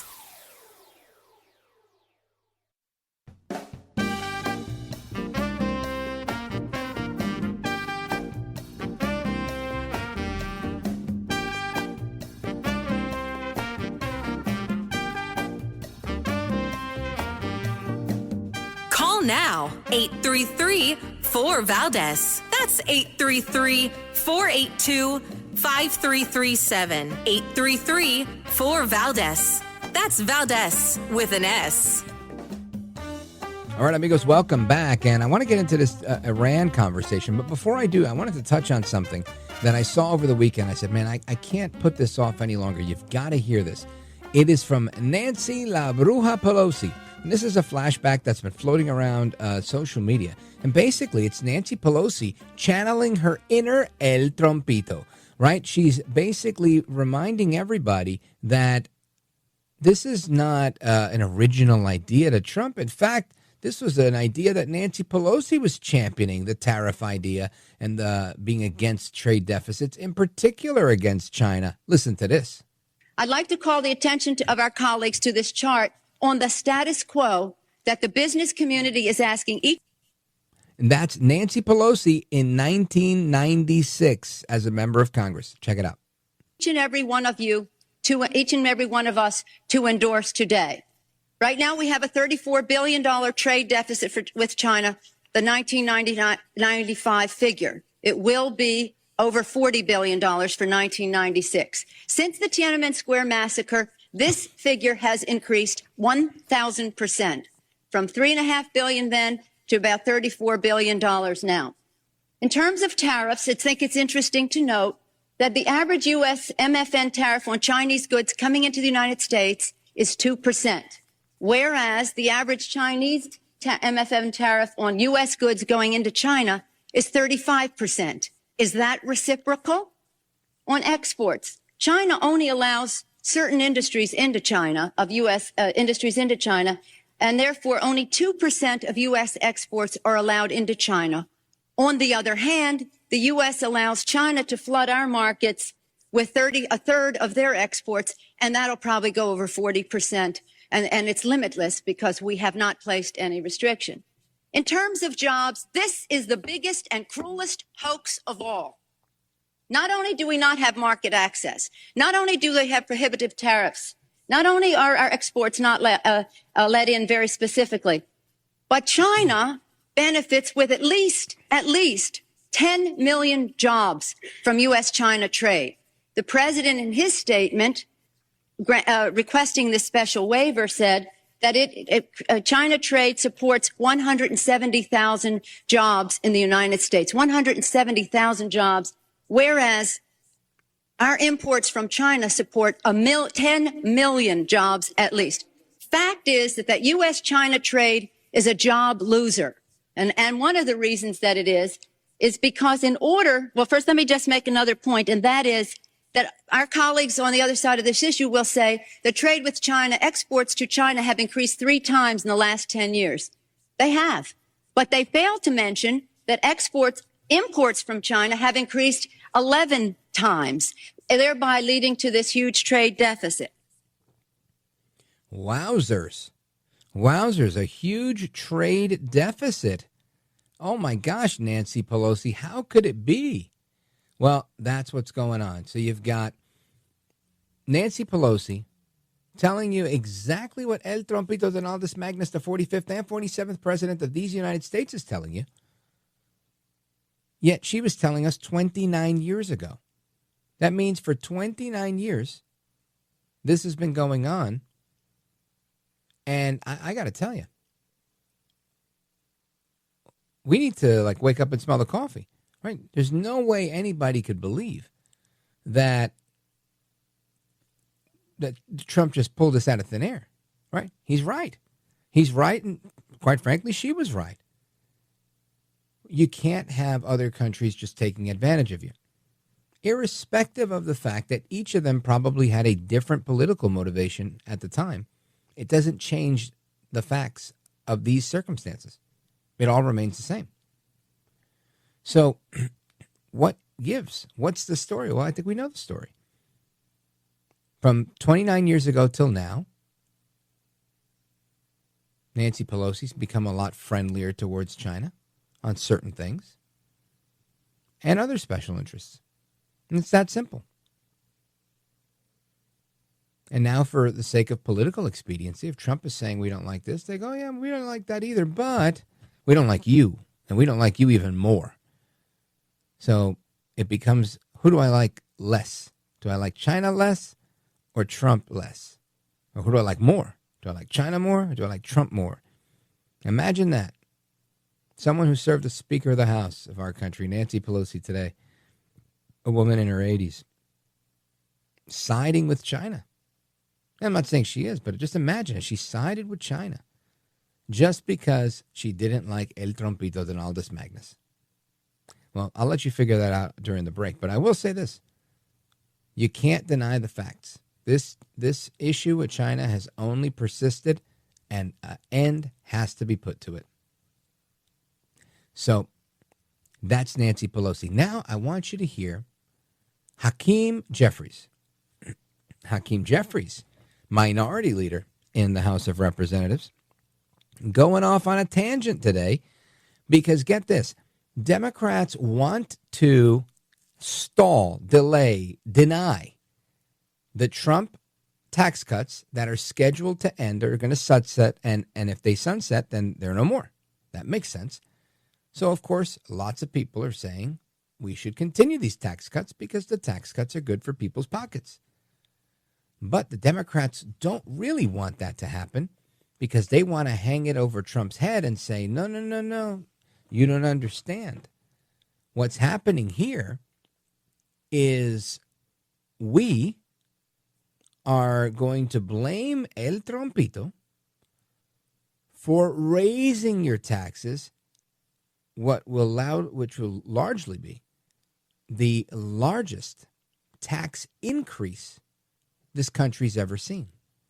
And in effect, it will be, because it was the largest tax cut the country had ever seen. Imagine that. Because he wants to cut taxes and they don't want to, they're going to blame him and say it's all his fault. Listen to this. Leader Jeffries, while we were on air, you had the president saying this on Truth Social. This is an economic revolution and we will win. Hang tough. It won't be easy, but the end result will be historic. Do you think he means historic good or historic bad? Well, the end results will definitively be historically bad. These Trump tariffs represent the largest tax increase on the American people since at least 1968. What we're seeing is that he is crashing the economy in real time. Costs are going up. The Trump tariffs are likely to result in thousands of dollars in additional costs on the American people in terms of groceries and gas and goods. And at the same time, we're seeing the retirement savings of the American people plummeting as well. This guy is driving us toward a recession, and this is not what the American people voted for or expected. Now, hold on a second here, Mr. Jeffries, Leader Jeffries. Isn't it, in fact, the Democrats that are trying to hold Americans hostage by forcing them to pay for this largest in history tax increase? Because they do have to pay for that, right? I think that's a matter of fact. I think it's also a matter of fact that Democrats seem to be working double time to try and politically harm Trump rather than financially help Americans. And this I consider to be problematic. Tony, Montreal, Canada, WVMT. Go right ahead. How you doing, Rich? Good, thanks. I'm gonna mention this. The red sweep is putting the Republicans to sleep. And what I mean by that is that we're so happy that we won this. It was that we saved the United States. The opponent, the Democrats, are manipulators. They will never quit. The enemies that are around the Republican movement, the Republican Revolution, are the George Soros-funded puppets in the United States, whether they be in universities or they're activists or they're in the DEI movement or the green scam movement. And it's in every facet of society, from municipal governments to local governments to state governments, and obviously in the federal government. And we have also our enemies, which Trump has identified as the one and only, as I see it right now, is China. And China is very aggressive, Rich. They're doing a lot of political and geopolitical market strategies to overtake different poor countries. And if we don't wake up, they will succeed. Yeah, I agree with that. We've got to do more to combat China. When Pelosi and Trump are both right and they're 30 years apart, oh boy, ay bendito. Tony, thanks for your call, brother. Folks, straight ahead, more conversation from you all. 833-482-5337, 833-4-Valdez. Keep it locked right here. It's Rich Valdez. We're live and national.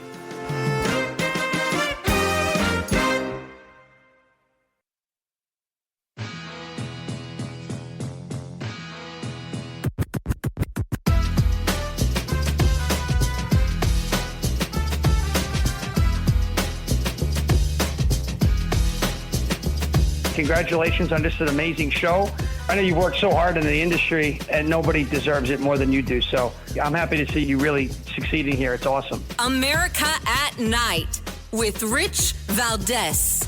Tensions between the U.S. and Iran are growing as the Islamic Revolutionary Guard is now on high alert amid an increasing American military presence in the Middle East. Iran says it's preparing its army as President Trump warns of potential U.S. military action unless Tehran comes to an agreement with Washington over its nuclear program.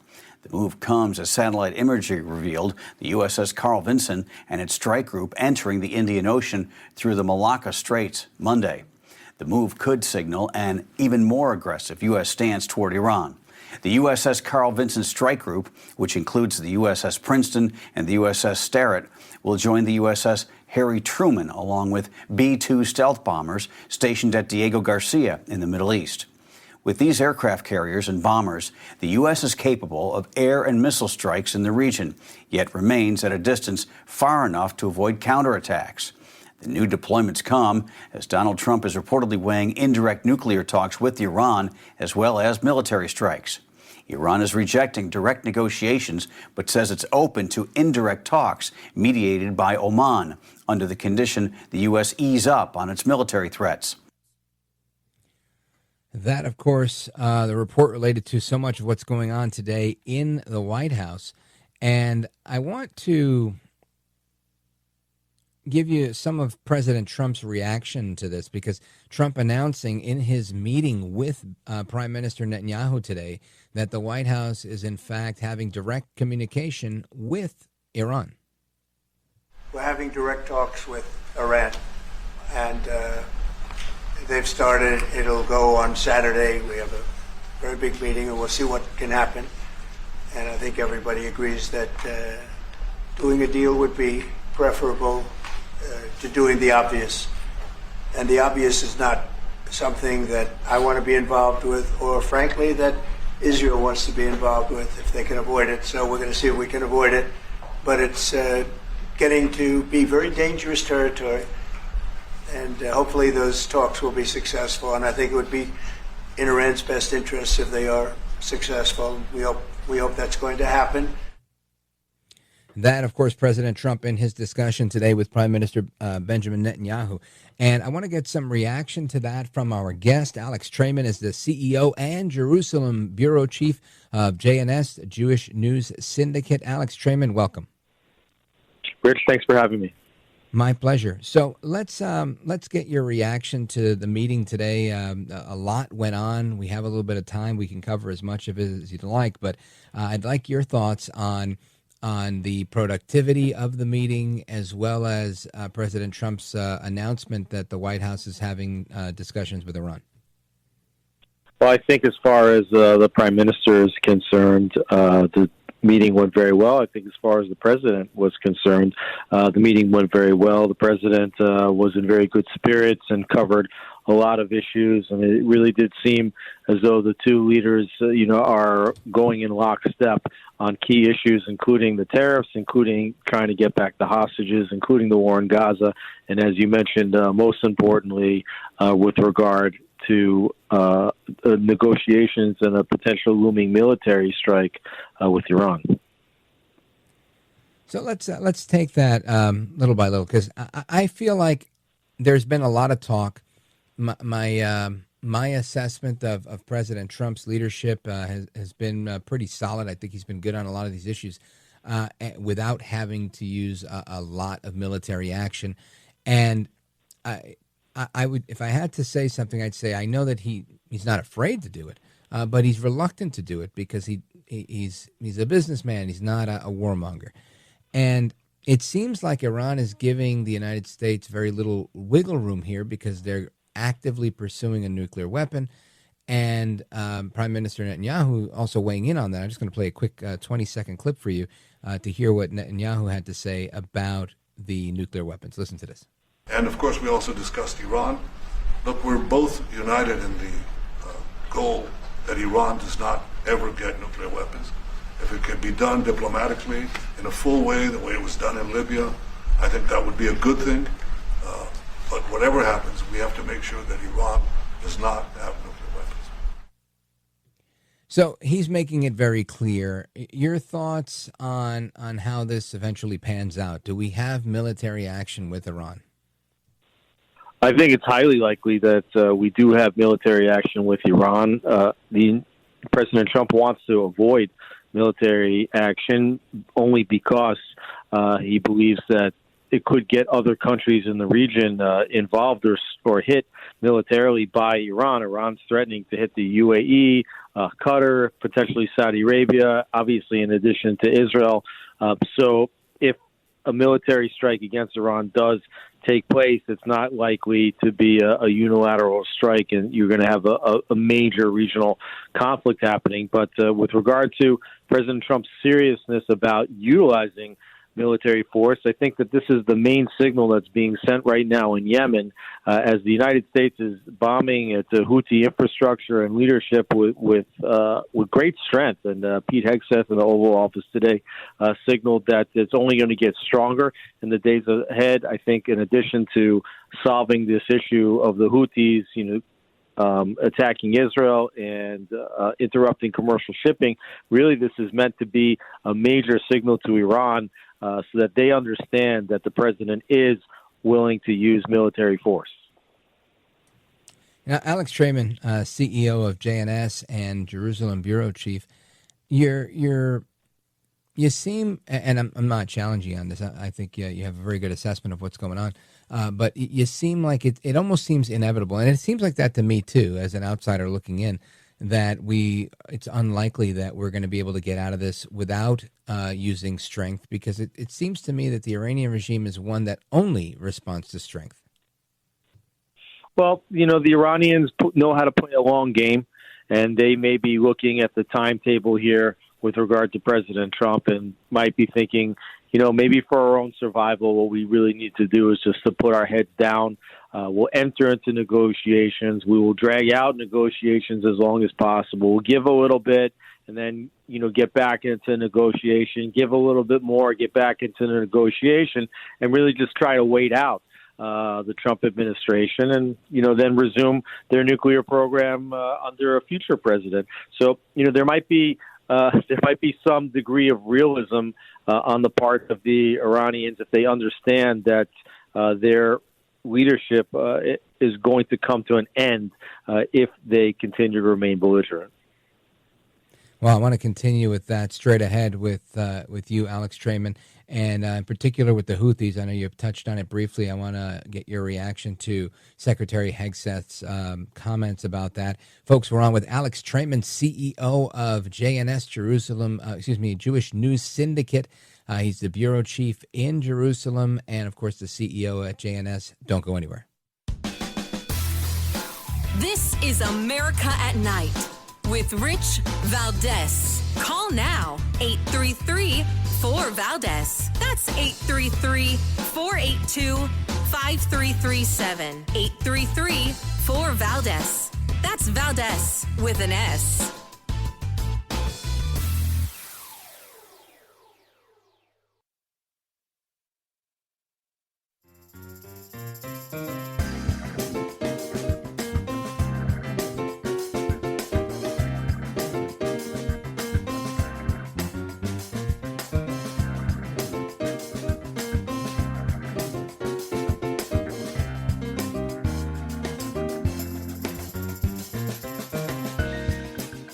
I want to listen to you, Rich, all the time. America at Night with Rich Valdez. It's been a bad 3 weeks for the Houthis, and it's about to get worse. It's been a devastating campaign, whether it's underground facilities, weapons manufacturing, bunkers, troops in the open, air defense assets. We are not going to relent, and it's only to get more unrelenting until the Houthis declare they will stop shooting at our ships. And we've been very clear at the Iranians as well. They should not continue to provide support to the Houthis, and that message has been made very clear. So we have a lot more options and a lot more pressure to apply, and we know, because we see the reports, how devastating this campaign has been in them, and we will not relent. And that, of course, Secretary of Defense Pete Hegseth, and that announcement made in the Oval Office today. The Houthis are being warned that it's about to get worse. We're on with Alex Traiman. He is the CEO and the Jerusalem bureau chief of Jewish News Syndicate. And Alex Traiman, you mentioned that the Houthis are the catalyst for a lot of this anticipated military action. Tell us more.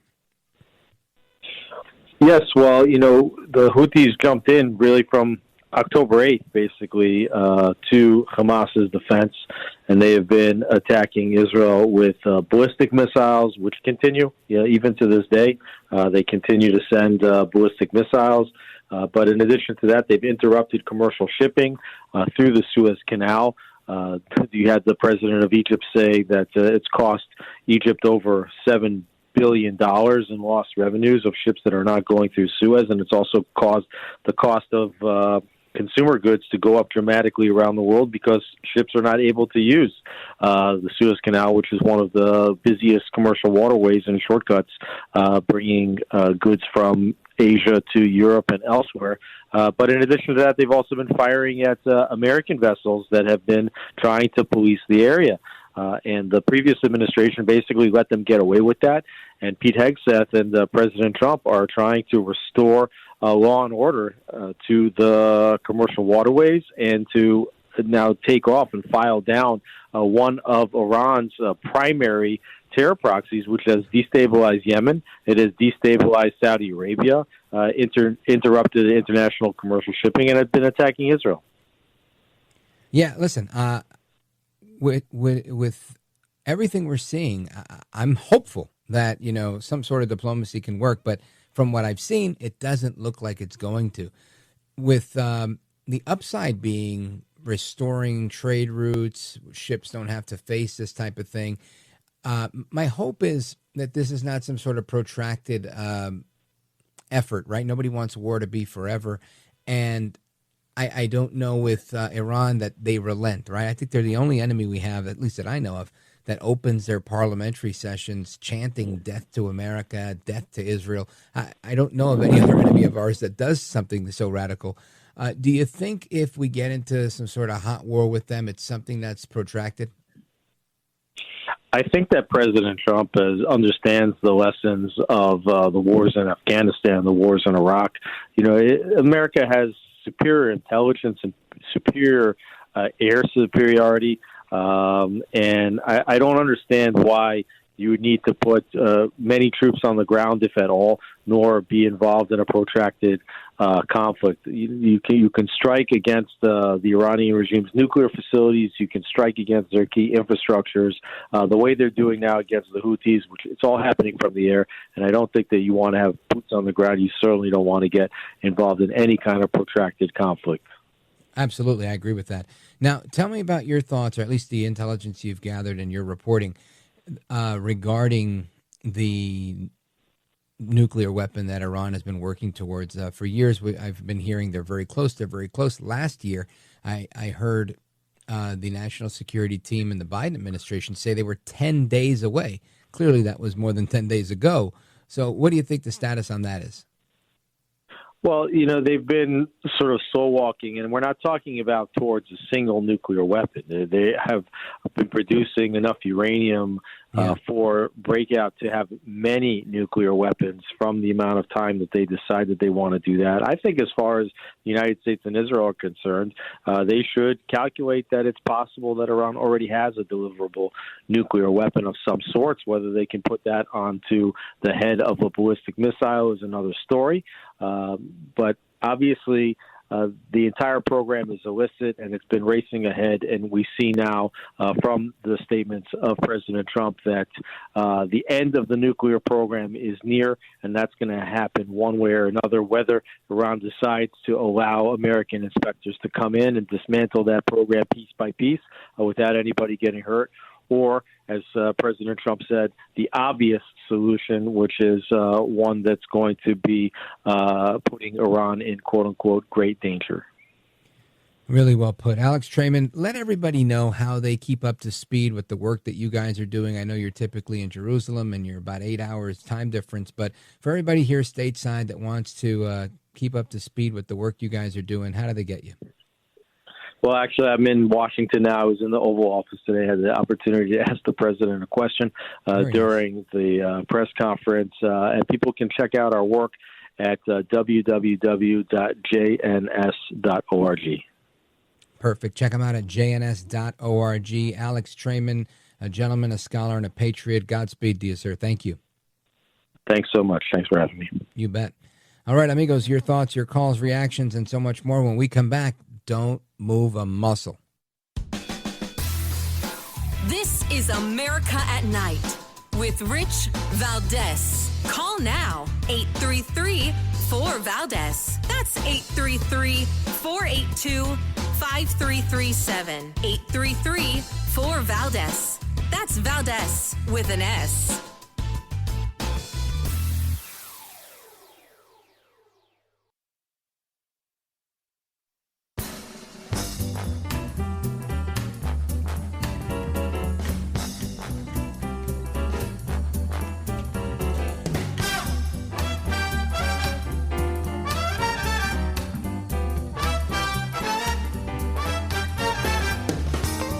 He's brown, he's bald, and he's breaking it down.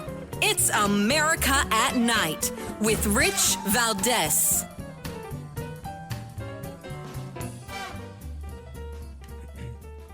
All right, amigos, welcome back. Rich Valdez keeping you company here on The Late Shift, live and national. And a couple of things I want to get into because there's just plenty. Let me see. Where do I start here? One of the things I wanted to get into here was right here. There it is. I found this very interesting, right? Because, I've only gotten into exercise in the last year or so, maybe a little more than a year. Started out with just doing the treadmill, walking, then a little bit of a jog, and then I started lifting some weights. And by no means am I, Adonis, but definitely making some gains. And I see this article here, thanks to the crack team that we have in the control room. And listen to this headline: reversible damage found in marathon runners' brains. Right? Can running marathons give you brain damage? Well, researchers conducted MRIs. That's magnetic resonance imaging, right? Those tests that are like in the tube there, and not to be confused with test tubes, on 10 different runners within 2 days of a run.